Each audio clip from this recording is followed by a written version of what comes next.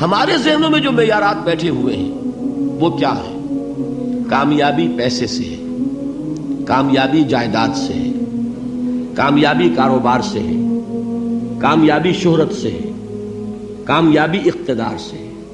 یہ معیارات ہیں. جو جتنا دولت مند اتنا کامیاب، جو جتنا مشہور اتنا کامیاب، جو جتنا پاپولر اتنا کامیاب، جو حکومت پر پہنچ گیا کامیاب، جس نے بڑا کاروبار جما لیا کامیاب، جس نے بہت جائیداد بنا لی کامیاب.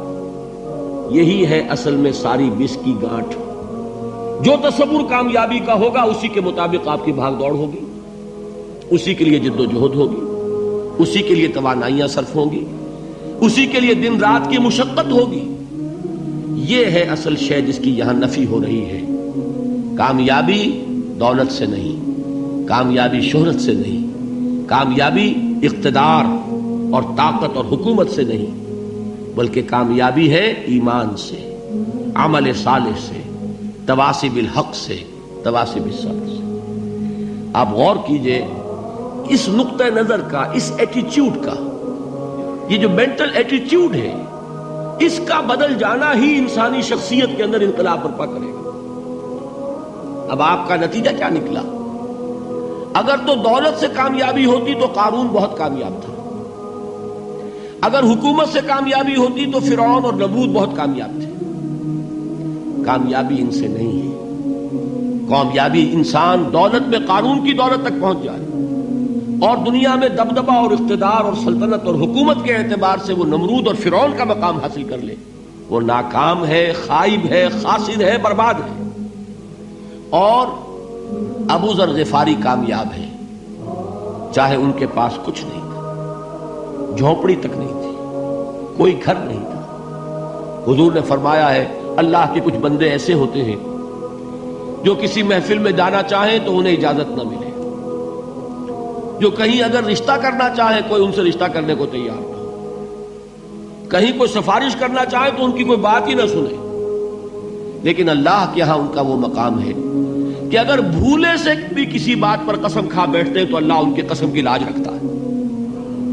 یہ ہے فرق. یہ جان لیجیے اچھی طرح. اس بات کا مان لینا آسان، اس پر سبحان اللہ کہنا آسان، لیکن اس کے مطابق آپ کے اپنے ذہن کا بدل جانا بہت مشکل. اس لیے کہ ہم متاثر ہوتے ہیں اپنے ماحول سے.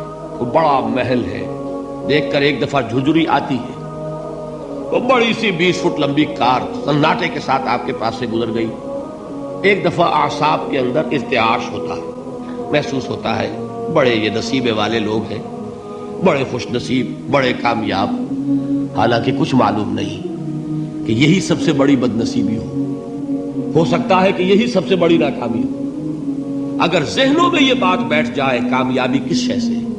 یہی وجہ دیکھیے قرآن مجید میں بارہا آپ دیکھیں اولئک هم المفلحون، یہ ہے لوگ کامیاب ہونے والے. آج یہ آپ نے نماز میں وہ آیات سنی، یا ایھا الذین آمنوا ارکعوا واسجدوا واعبدوا ربکم وافعلوا الخیر لعلکم تفلحون. اے ایمان والو، رکوع کرو، سجدہ کرو، اپنے رب کی پرستش اور بندگی کرو اور اچھے کام کرو تاکہ تم کامیاب ہو جاؤ. تو کامیابی کن چیزوں سے ہے؟ یہ ہے سب سے بڑا سبق. یہ ہمارے دل میں اگر بات بیٹھ جائے، ٹھک جائے، تو زندگی بدل جائے گی. صبح و شام بدل جائیں گے، نقشے بدل جائیں گے، بھاگ دوڑ کا رنگ بدل جائے گا، ویلیو سٹرکچر بدل جائے گا. آج وہ ایک چیز نہایت اہم نظر آ رہی ہے، کل نہایت غیر اہم نظر آئے گی. جیسے کہ حضور کی حدیث ہے مالی ولد دنیا، مجھے تمہاری اس دنیا سے کیا سروکار ہے. انما مثلی کراکب استظل تحت شجرۃ ثم راح فترکها، میری مثال تو اس سوار کی سی ہے جو تھوڑی دیر کے لیے ایک درخت کے سائے میں ٹھہرتا ہے سستانے کے لیے، پھر وہ اپنا راستہ لیتا ہے. اسے اس درخت سے مستقل تعلق اس کا نہیں ہے، وہ اس کا گھر نہیں، وہ اس کی منزل نہیں. اسی طرح یہ دنیا میرا گھر نہیں ہے. اب دیکھیے ہم کہتے ہیں انا للہ و انا الیہ راجعون، ہم تو مسافر ہیں، ہم اللہ کے پاس سے آئے، اللہ کی طرف ہمیں لوٹ جانا ہے. کن فی الدنیا کانک غریب و عابر سبیل، حضور فرماتے ہیں دنیا میں ایسے رہو جیسے کہ تم اجنبی ہو یا راہ چلتے مسافر. لیکن یہ طرز عمل کب ہوگا؟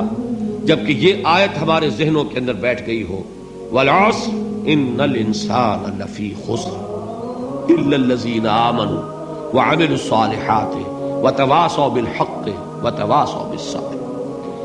یہ ہے اصل بات جو میں نے عرض کیا تھا کہ میں بتاؤں گا صحابہ کیوں ایک دوسرے کو یاد دلاتے تھے۔ اس لیے کہ دیکھیے جیسے برف باری اگر ہو رہی ہو، آپ باہر نکلیں گے تو برف آپ کے کپڑوں پر جم جاتی ہے نا، تو آپ جھٹکتے ہیں کپڑوں کو تاکہ برف ہٹ جائے۔ ہمارے ایمان پر اس دنیا میں رہتے ہوئے جب ہم متاثر ہوتے ہیں ماحول سے تو گردہ آ جاتا ہے، برف پڑ جاتی ہے، اس کو جھٹکتے رہنے کی ضرورت ہے، اور وہ جھٹکنے کی بہترین اور مؤثر ترین شکل یہی ہے کہ یاد رکھو کامیابی ان چیزوں سے نہیں ہے۔ چمک دمک جو ہے دنیا کی، یہ ساری چمک دمک جو تمہیں رجھا رہی ہے، جو تمہیں اپنے اندر گم کیے ہوئے ہے، یہ لفظ گم پر اقبال کا وہ شعر یاد آ گیا کہ کافر کی یہ پہچان کے آفاق میں گم ہے، اور مومن کی یہ پہچان کے گم اس میں ہے آفاق۔ تم گم نہ ہو کر رہ جاؤ، اس میں مبہوت نہ ہو کر رہ جاؤ، مرعوب نہ ہو کر رہ جاؤ، دنیا ہی کی محبت تمہارے اوپر ڈیرے نہ ڈال دے، تمہارے دلوں کے اوپر مسلط نہ ہو جائے۔